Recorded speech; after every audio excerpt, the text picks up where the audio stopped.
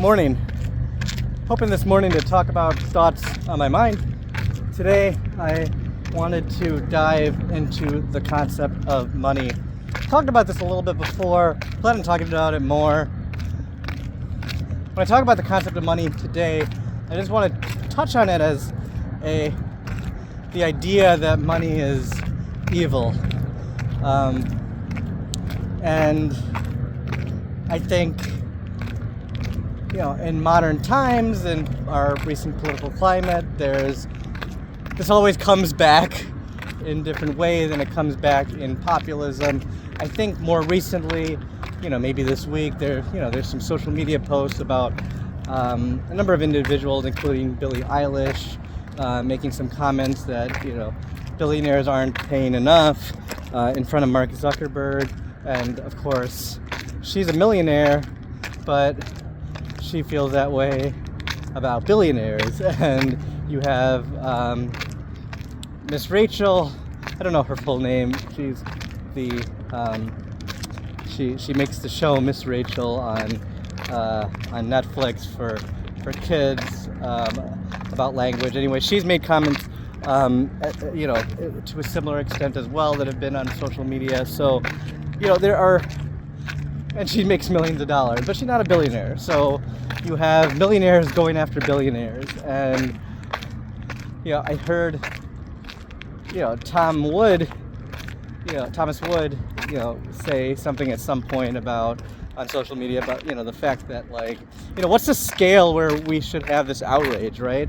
The people complain in the United States, the 99% complain about the 1%, but then you scale that to other across the world, and then there are a lot more people in the 1% in the United States. There's actually people who think that they're poor that are in the 1%, and at what scale should we be outraged by? And again, everything comes back to our attention span and our scope, and again, caring about the world outside of you rather than the world within you. I think this is sort of a reflection of that. But this topic always comes about in terms of money, wealth, evil, not sharing enough and things like that. You could go very extensively and talk for hours on end regarding this, and I don't intend to go through this in an entire scope or anything right here, as I'm just doing a jog and taking a little break in between my jog where I like to do this little talk. But what I do want to focus on today is I do think I've heard a lot of people with lots of different political opinions discuss the concept of money as evil, or money as the wrong path, or the pursuit of money as the wrong path. And I think there's some flaws in this thought process. I think I understand where people are getting at, but I think we really need to be careful how we approach this. I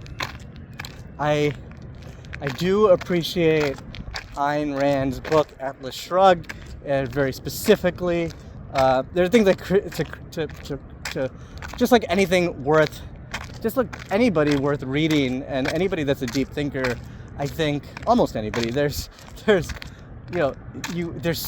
to appreciate and there's things to criticize. But when I make a criticism about someone as deeply thoughtful as Ayn Rand, I'm going to make criticisms, but there's so much good that I can only criticize what I can criticize, because there's so much richness as well. So I never, with high-end thinkers, I just never, I will criticize, but I don't criticize without a lot of respect and being able to understand before I provide any criticism. But I'm not here to actually criticize her.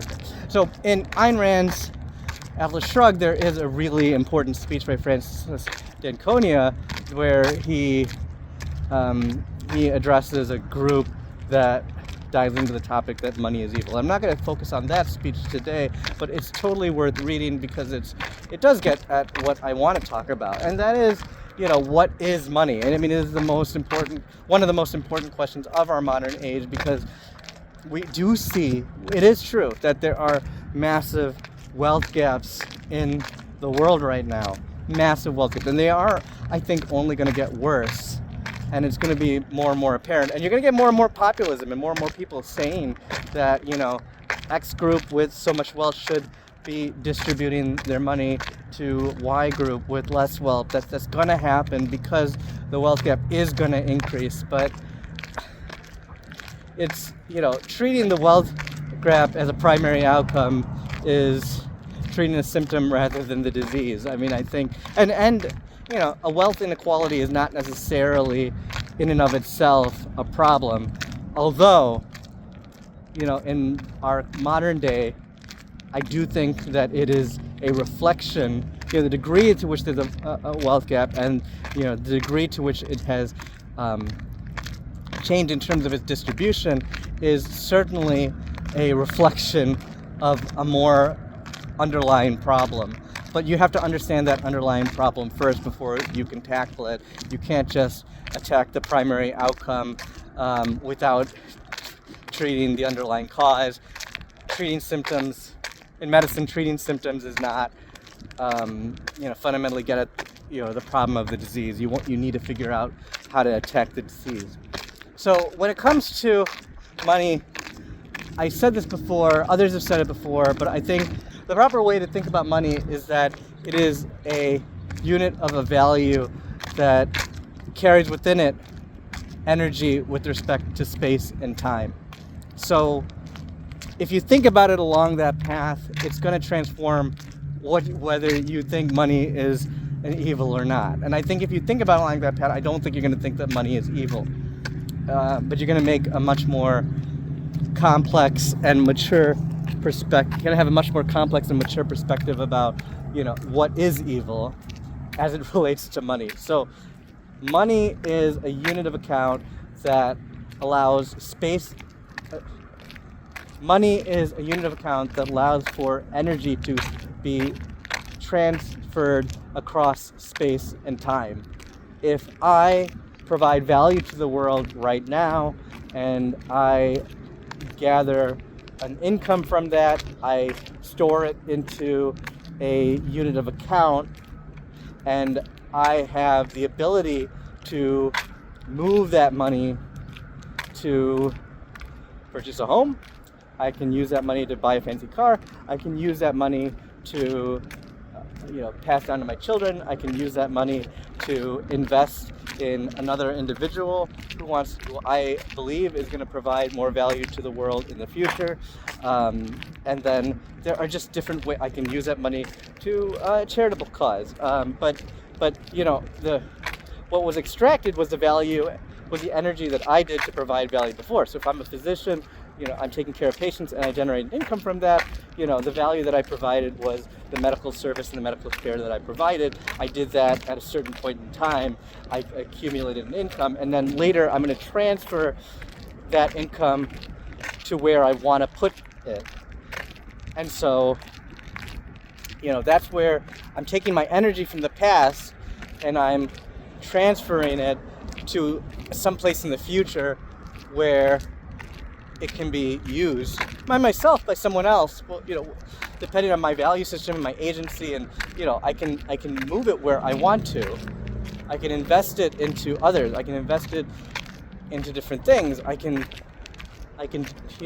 use it for my own pursuits later that are different. I'm just transferring energy across space and time. That's all that really is what all that money is. I think when you think about it along that line, you don't think about it. You don't have to necessarily think about it along, fancy cars, like, goods that make you appear with a different status than others. That is, people are subliminally relating money to all of these, egotistical properties.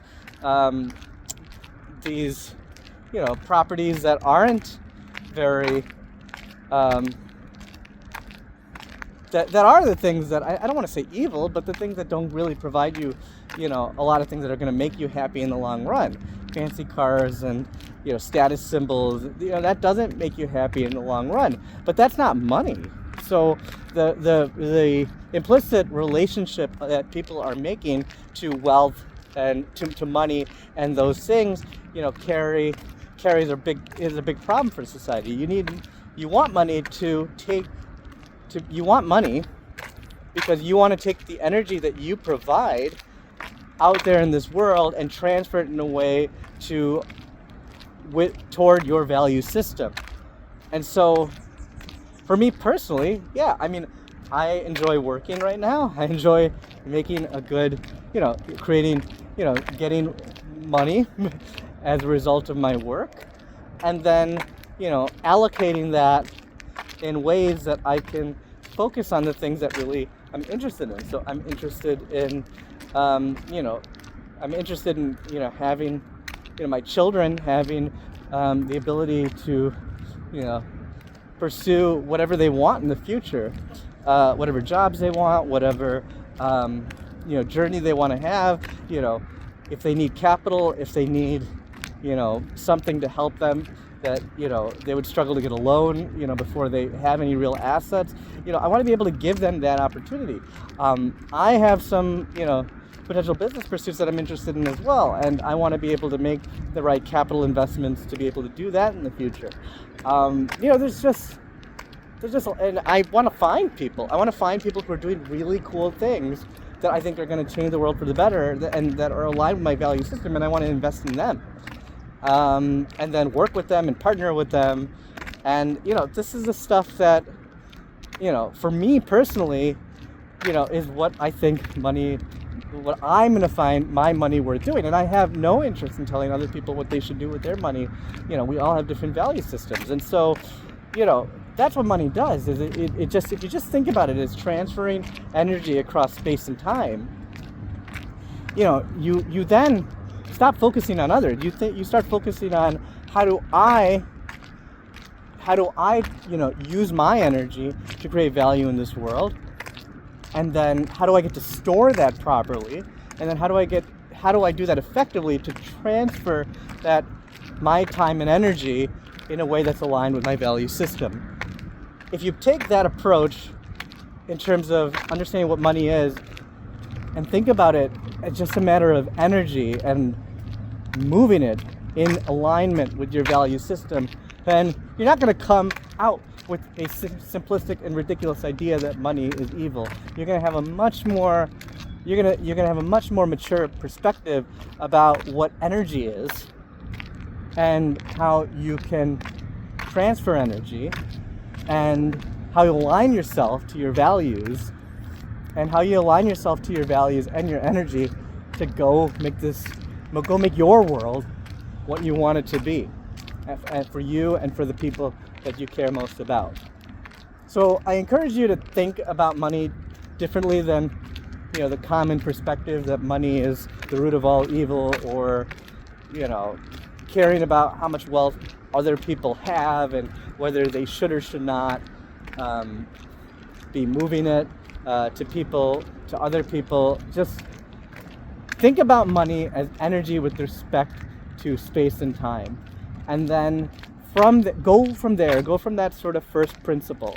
It's a unit of account that allows for energy to be transferred across space and time. Start there, and start thinking about what you're going to do about with when you think about money in that sense. So that's my piece of that's just my thought for today. Beautiful morning. Arizona just has lots of beautiful mornings. So I thank you for listening, and hope you have a great day.